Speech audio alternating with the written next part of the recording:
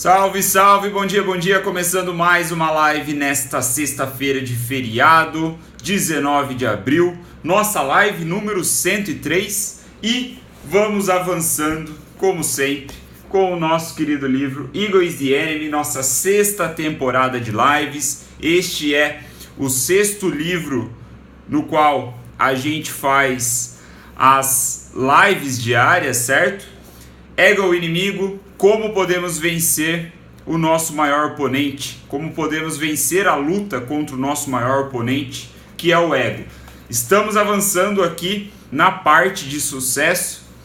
Como eu sempre digo, como eu venho sempre lembrando, este livro ele é dividido em 3 partes: ambição, sucesso e fracasso. Passamos por ambição nas últimas lives, estamos na parte de sucesso e eu tenho que dizer que a cada capítulo mais eu gosto desse livro. Eu não vou me cansar de recomendar para vocês a leitura de Ego é o Inimigo, do Ryan Holiday, certo? O capítulo de hoje muito interessante, pouquíssimas páginas, mas tem tanto conteúdo, cara, tanto conteúdo, que é difícil eu listar só as grandes ideias, assim, só as coisas mais chamativas e tudo mais do capítulo. Eu realmente estou curtindo muito essa leitura. Eu estou fazendo um capítulo por dia, embora seja pouquíssimas páginas. Esse capítulo aqui eu acho que tinha, 10 páginas.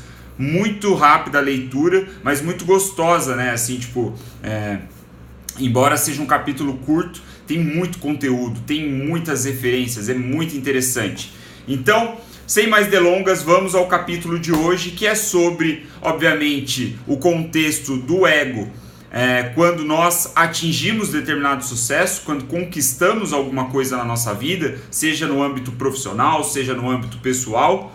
E hoje vamos falar sobre por que não devemos contar histórias para nós mesmos, né? Porque você não deveria ficar alimentando histórias imaginárias que a sua própria mente, talvez o seu ego, fica contando internamente para você. E para trazer aí, para ilustrar melhor todos esses conceitos, o Ryan Holiday, como de costume, ele traz um personagem. E o personagem da vez é Bill Walsh. Bill Walsh foi, ou é ainda, não sei se ele já faleceu, mas ele foi um treinador da NFL, né? Foi um treinador de futebol americano muito bem sucedido. E ele começou a trajetória dele no 49 Packers, né? 49ers, na verdade. Eu não sei se é o Packers, eu acho que é o Packers. E ele começou lá com a trajetória dele no 49ers há muito tempo atrás, eu não lembro exato quando foi isso, eu acho que o Ryan não fala. Mas o ponto da história é o seguinte: o 49ers, eles eram o pior time da NFL da época. O pior time. E em pouco tempo, após 3 anos desde a chegada do Bill Walsh no time, os 49ers estavam ganhando o Super Bowl, que é o prêmio máximo lá da NFL. Então, em apenas 3 anos, o Bill Walsh conseguiu tirar o time do limbo, né? Era considerado o pior time ali dos Estados Unidos, do futebol americano, e levou eles para o ponto máximo, para o topo da montanha, que é a vitória no Super Bowl. Então, em apenas 3 anos, isso fez com que essa trajetória dos 49ers fosse a reviravolta mais rápida da NFL. E aí, o Bill Walsh, como vocês podem imaginar, começaram a chamar ele de gênio, né? Queriam entender o que esse cara fez, né? Qual era o método dele, né? Qual era o plano dele desde quando ele chegou no time. E aí o que é interessante é que o Ryan aponta é que essa seria uma história muito sexy de se contar, né? Se o Bill Walsh entrasse nessa narrativa de falar que, porra, eu cheguei no 49ers e eu tinha um plano, detalhe por detalhe, pra gente chegar no Super Bowl em 3 anos, pra gente ganhar o Super Bowl em 3 anos. Seria uma história muito sexy. Viraria muitas notícias, né? Viraria muita capa de jornal, né? Muitas manchetes. Mas não. quando perguntado, o Bill Walsh, quando ele era perguntado se ele tinha tudo planejado, se ele tinha ali um escopo, uma ideia do que seria feito e tudo mais, ele falava: não, eu não tinha a menor ideia, eu não sabia o que iria acontecer. Essa não é a história verdadeira. Era isso que ele deixava claro nas entrevistas. Olha para você ver que interessante.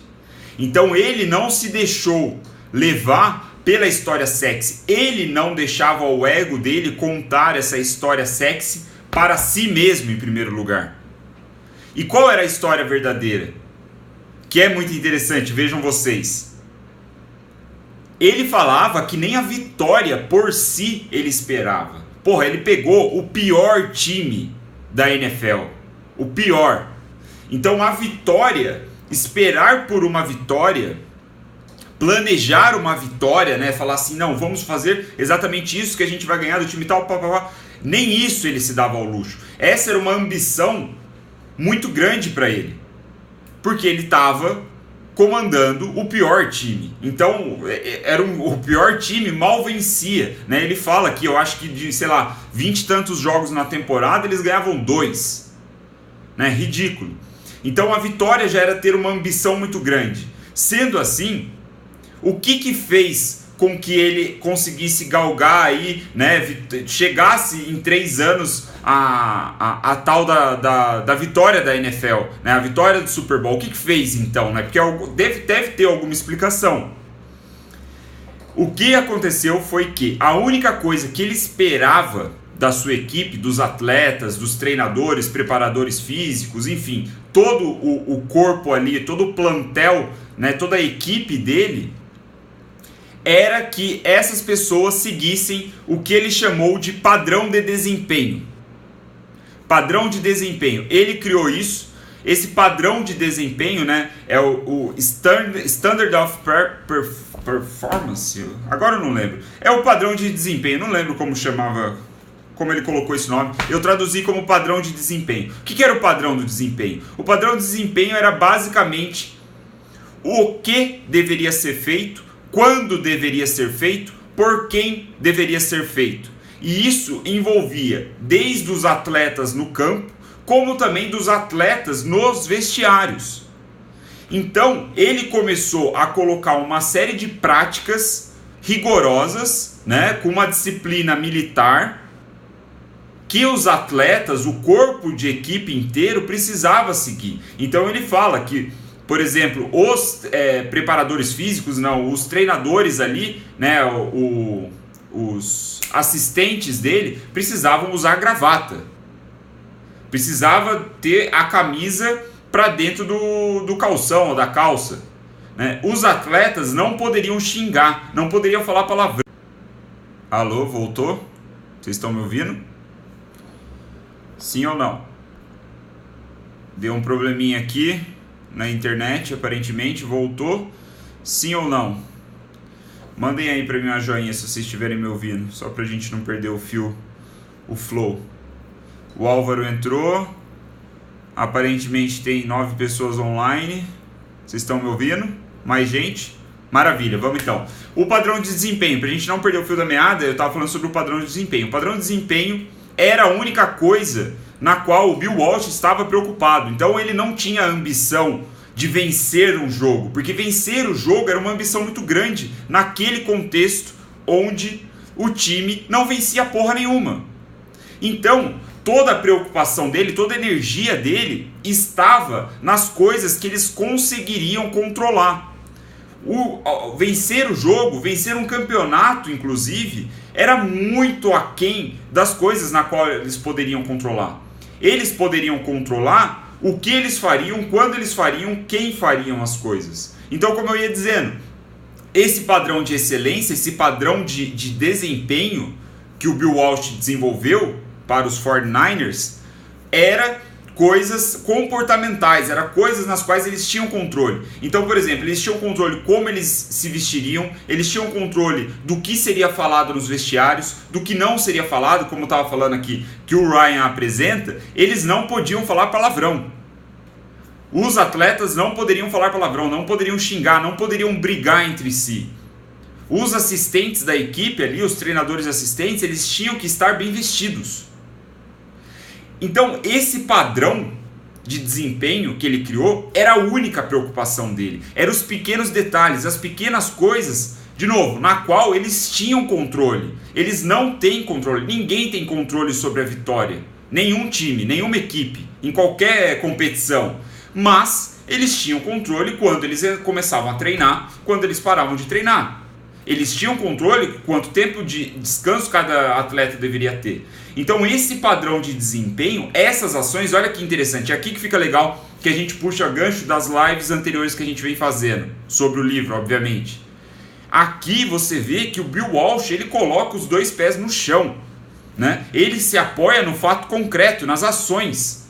O que eu posso fazer? O que eu tenho controle? Eu não tenho controle sobre a vitória, eu não tenho controle sobre vencer o Super Bowl, vencer o campeonato, mas eu tenho controle, né? Eu posso trabalhar, direcionar minha energia para que o meu time, os meus atletas tenham controle sobre suas próprias atitudes. Chegar no horário certo, tudo isso que a gente falou. Então essas pequenas ações, esses fatos concretos no qual a equipe seguiu, né, esse desempenho, fez com que eles chegassem em 3 anos na vitória do Super Bowl. Muito interessante. E essa é a história real. Ele não tinha um mega plano, né? Ele não traçou as vitórias que ele conseguiria, as derrotas e tal, que ele poderia se dar o luxo de ter, nada disso. Então ele, né, quando olhado para trás assim, nas entrevistas que o Bill Walsh deu, ele falava que ele não se dava ao luxo de prever nenhuma vitória. O que ele acreditava era que se a equipe inteira seguisse esse padrão de desempenho, esse padrão de excelência, as vitórias aconteceriam. Ele não sabia quando. Ele não sabia se seria no próximo jogo, se fosse depois de 2 anos ou coisa assim. Mas ele saberia que a consolidação, a formação das ações ao longo do tempo, né, juntasse isso tudo, acabaria resultando em vitória, que foi o que aconteceu. E aí eu faço um gancho aqui bem interessante, na minha visão, né, sobre uma live que o Ítalo Marcilli fez. Eu não sei se o Ítalo está estourado aqui no Instagram, provavelmente vocês já conhecem ele. Se não conhecem, por favor, corrijam esse erro e passem a seguir o Ítalo Marcilli, que é um cara fantástico. E em uma das lives dele, eu não lembro qual, ele falou sobre isso, sobre essa questão de sucesso. Ele falou que se você perguntar sobre a história de sucesso para pessoas bem-sucedidas, honestas, verdadeiras, essas pessoas vão te contar que elas não sabem exatamente tudo o que aconteceu para elas terem sucesso. Porque as pessoas honestas, bem-sucedidas, que veem a verdade e não contam, vejam vocês, não contam historinhas para si mesmo, para se convencer de como são importantes, de como eles sabiam exatamente o que eles estavam fazendo para atingirem o sucesso, elas vão te dizer que tem um fator muito importante, um ingrediente secreto muito importante nisso tudo, que é a sorte. A sorte conta muito, sim. É claro que você precisa trabalhar, é claro que você precisa ter paciência, é claro que você precisa fazer as coisas consistentemente, mas a sorte tem um papel fundamental, sim, no sucesso. É aquela variável que você não consegue explicar, né? Você estava, de repente, no momento certo, na hora certa, no lugar certo. E aí, obviamente, você estava preparado para fazer o seu trabalho, né? E aí, obviamente, conta os fatos concretos, as ações e tal, o que você é capaz de fazer. Mas o Ítalo falou isso numa live e eu achei muito interessante. Porque assim, né, nas devidas proporções, nas pequenas vitórias que eu já tive na minha vida, os pequenos sucessos, eu, né, colocando meus pés no chão e fazendo uma análise realista da coisa, teve muita sorte em jogo. Muita sorte. Então esse capítulo bate fundo em mim, assim, ressoa bastante em mim. Porque eu vejo que a gente fica tentado a nos contar essas histórias sobre os pequenos sucessos ou os grandes sucessos que a gente tem. A gente começa a falar internamente para nós mesmos que somos muito importantes, que a gente sabia exatamente o que a gente estava fazendo, e a gente esquece os pequenos detalhes né? O trabalho, a persistência, a paciência, a diligência de fazer o que precisa ser feito, nesse caso aqui, nessa história do Bill Walsh e os 49ers, né, que foi aí do pior time da NFL para vencer o Super Bowl em 3 anos. Então, essa é a base do nosso capítulo de hoje, essa é a base da live. Não contar histórias falsas para nós mesmos, não nos deixarmos seduzir, deixar que o ego nos seduza a contar aí histórias depois que atingimos determinado sucesso, a gente olhar para trás e falar assim, porra, eu era foda mesmo, né? O que eu fiz, caramba, cabuloso. E até o Ryan fala que quando a gente fica olhando para trás, é muito fácil a gente esquecer dos dilemas que passavam na nossa cabeça quando a gente estava tentando alcançar esse sucesso, né? A gente frequentemente esquece de tudo aquilo que a gente sentia, né? Das angústias, dos dilemas, né? Das preocupações que a gente tinha em busca desse resultado. E isso é muito interessante, a gente não deve esquecer disso. Porque ao esquecer disso, a gente se distancia das coisas que de fato fizeram com que a gente atingisse o sucesso.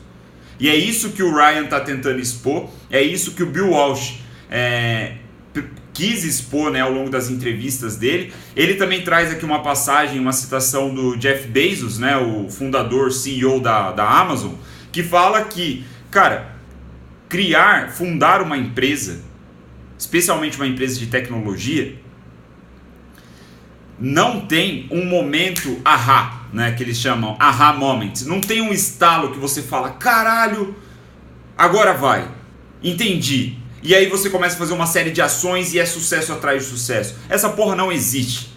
E o Jeff Bezos fala isso. Ele fala que você vive constantemente num estado de caos. É euforia atrás de euforia, desespero atrás de desespero. Você fica num sobe e desce numa montanha russa tremenda e você não tem certeza de porra nenhuma. Então essa é a história real que muitas vezes a gente não vê nas capas de jornal, nas capas de revista, né, nas manchetes aí nas redes sociais. As manchetes, elas costumam ser um retrato muito pequeno do quadro total, né?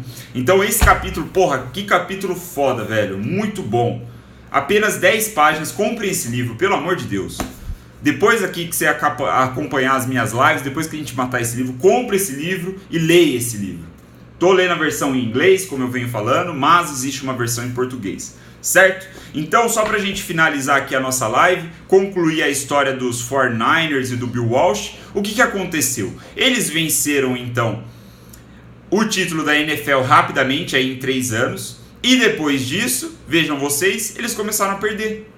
Ou seja, o ego tomou conta dos atletas. Eles começaram a se achar muito importantes, porque eles quebraram ali um recorde, né? Eles foram o time mais rápido da história da NFL a ter essa reviravolta.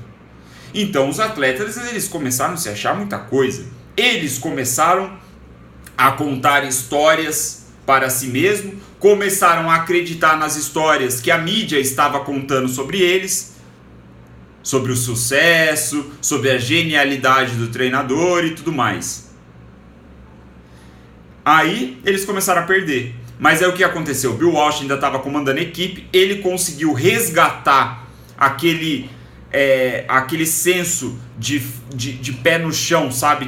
Da ação, do fato concreto, de se preocupar com o que você tem controle. Ou seja, trouxe de novo aquele padrão de desempenho, aquelas pequenas ações, pequenos comportamentos que, somados ao longo de uma semana, não, de um ano, é capaz de trazer a vitória. E aí o que aconteceu? Eles venceram mais 3 Super Bowls e mais uns tantos outros campeonatos aqui que o Ryan cita, voltaram a ser uma equipe vencedora, porque eles perceberam que a história que a mídia estava contando, ou a história que eles se deixaram levar, de que eles eram especiais, que eles eram fodões, bateram recorde, o caralho, não era verdade. A verdade era o trabalho, a paciência, a disciplina de seguir o padrão de desempenho criado pelo Bill Walsh. Então, essa é a nossa conclusão, esse é o fim da história que o Ryan nos apresenta. Espero que tenha feito sentido para vocês, espero que tenha ajudado de alguma forma você melhorar a sua prática, né? Lembrando que a gente sempre vê a teoria para levar para a prática do nosso dia a dia. Então tome muito cuidado com as histórias de sucesso que você se conta, né? Nós estamos aqui na fase do livro de sucesso, sobre sucesso, então muito cuidado com as histórias que você conta para si mesmo. Não deixe isso iludir o que realmente fez você chegar lá, né? As ações que você precisou fazer de fato. Então, para a gente finalizar a live, primeiro deixa eu responder aqui qual é o nome do livro. O nome do livro é Ego é o Inimigo, ou em inglês, né, o título original, Ego is the Enemy, do Ryan Holiday. Essa aqui é a capa do original. Obviamente está espelhada, né, por conta da câmera. Então, para a gente finalizar a live, a citação aqui do David Maraniss, que o Ryan traz, que abre o capítulo, é a seguinte, abre aspas: mito se torna mito não por ter acontecido, mas pela história ter acontecido várias vezes, por ter contado a história várias vezes, né? Retelling, o que ele diz aqui. Então, não deixe que a sua mente, que o seu ego, transforme uma pequena historinha num mito dentro da sua cabeça. Beleza? Muito obrigado pela atenção de vocês, espero que essa live tenha feito sentido, tenha trazido um pouco de ideias boas aí na sua sexta-feira santa. Se você vai descansar, descanse. Se você vai trabalhar, bom trabalho. Nos vemos amanhã com a continuação desse livro aqui, que eu já estou ficando, vou dizer para vocês, eu já estou ficando com saudades, né? Eu tô aquele sentimento, porra, não quero que esse livro acabe logo. É por isso que eu vou um capítulo por dia mesmo. Muito obrigado, pessoal. Vamos que vamos. Procurem saber mais aí sobre o Bill Walsh, que parece ser um cara bem foda. Valeu!